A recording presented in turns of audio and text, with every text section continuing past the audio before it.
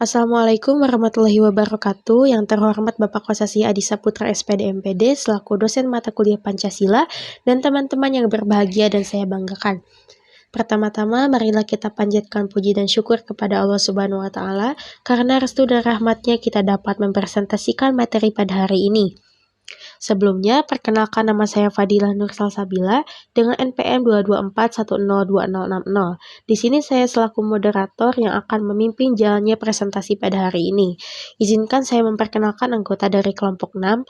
Yang pertama Dinda Tiara Amelia, yang kedua Fadilah Nur Salsabila, yang ketiga Novi Fitri Amalia, yang keempat Gesina Rista, dan yang terakhir Ulia Darojatim Azimah. Baik, selanjutnya untuk materi yang pertama akan disampaikan oleh Novi. Kepada Novi dipersilahkan. Hakikat ilmu pengetahuan. Pertama ada pengertian dari ilmu. Kata ilmu berasal dari bahasa Arab yaitu alima dan berarti ilmu pengetahuan. Pemakaian kata ini dalam bahasa Indonesia kita ekuivalen dengan istilah sains. Ilmu adalah pengetahuan, namun ada berbagai macam pengetahuan. Selanjutnya ada pengertian dari pengetahuan. Pengetahuan merupakan hasil proses dari usaha manusia untuk tahu. Dalam Kamus Filsafat menjelaskan bahwa pengetahuan adalah proses kehidupan yang diketahui secara langsung dari kesadarannya sendiri. Berikutnya ada perkembangan iptek pada gizi. Iptek merupakan singkatan dari ilmu pengetahuan dan teknologi, yang berarti suatu sumber informasi yang dapat meningkatkan pengetahuan ataupun wawasan seseorang di bidang teknologi. Iptek juga membawa pengaruh atau dampak positif terhadap gizi, yang diantaranya banyak sekali makanan-makanan hasil fermentasi yang dapat dibuat dan dikemas semenarik mungkin sehingga membuat orang tertarik untuk membelinya. Selain itu, dengan adanya perkembangan iptek juga membuat pabrik-pabrik menggunakan mesin-mesin yang canggih untuk memproses hasil produksi makanan, serta perkembangan iptek juga menghasilkan berbagai jenis olahan yang dapat dinikmati dengan cara instan.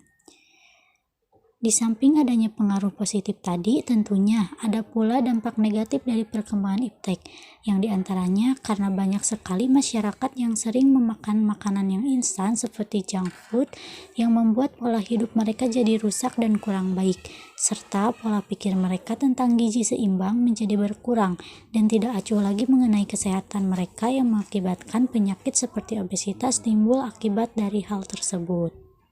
Terima kasih kepada Novi yang telah memaparkan materi yang pertama.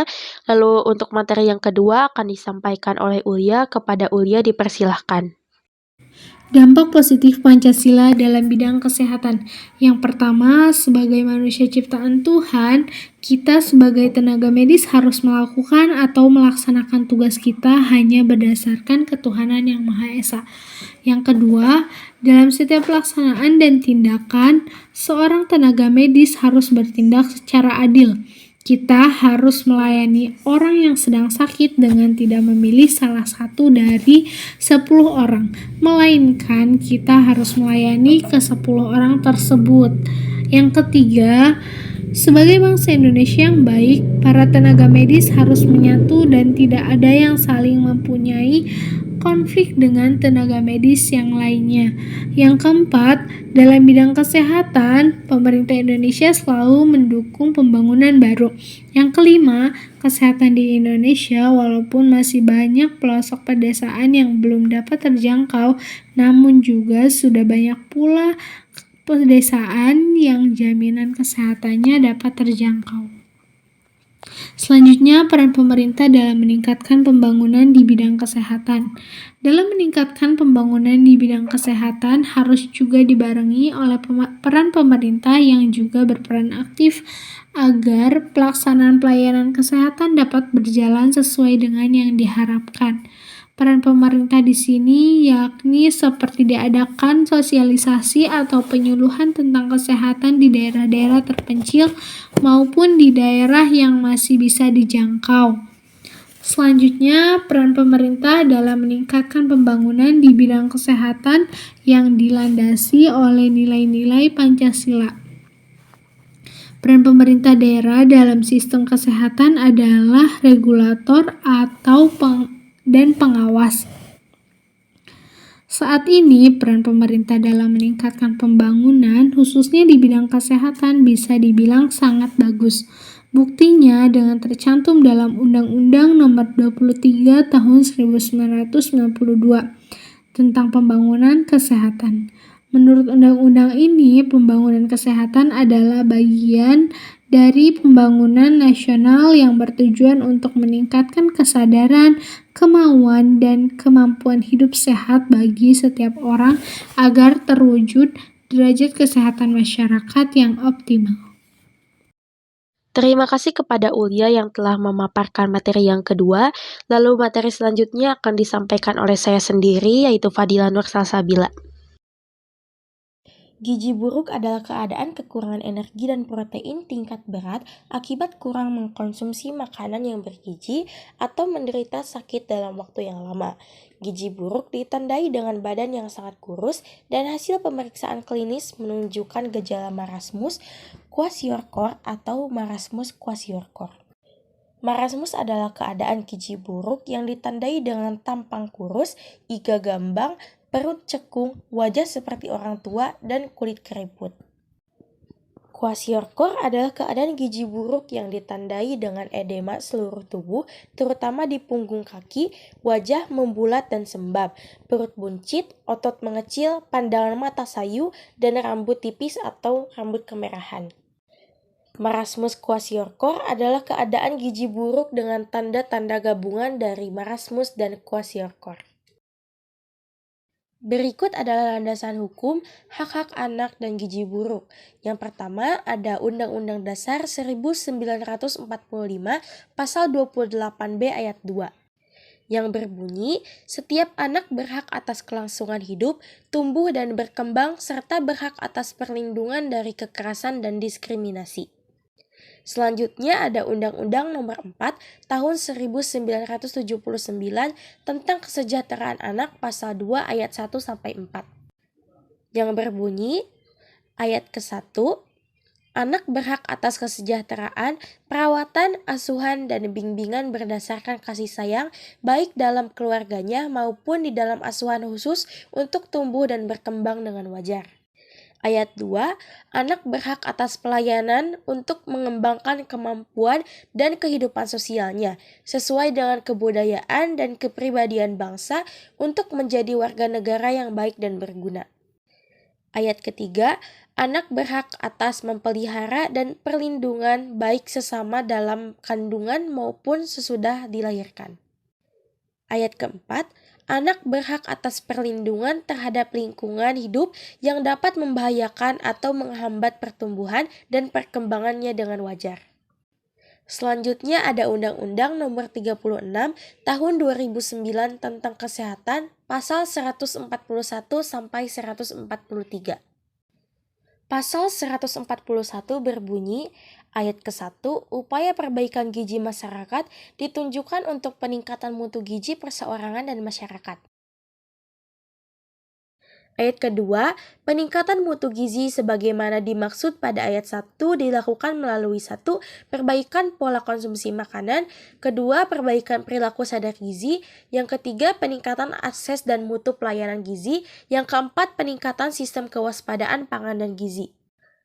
Ayat ketiga, pemerintah daerah dan atau masyarakat bersama-sama menjamin tersedianya bahan makanan yang mempunyai nilai gizi yang tinggi secara merata dan terjangkau. Ayat keempat, pemerintah berkewajiban menjaga agar bahan makanan sebagaimana dimaksud pada ayat 2 memenuhi standar mutu gizi yang ditetapkan dengan peraturan perundang-undangan. Ayat kelima, penyediaan bahan makanan sebagaimana dimaksud pada ayat 1 dilakukan secara lintas sektor dan antar provinsi, antar kabupaten, atau antar kota. Pasal 142 berbunyi ayat 1, upaya perbaikan gizi dilakukan pada seluruh siklus kehidupan sejak dalam kandungan sampai dengan lanjut usia dengan prioritas kepada kelompok rawan, yang ke-1 balita dan bayi, yang kedua remaja perempuan, yang ketiga ibu hamil dan menyusui.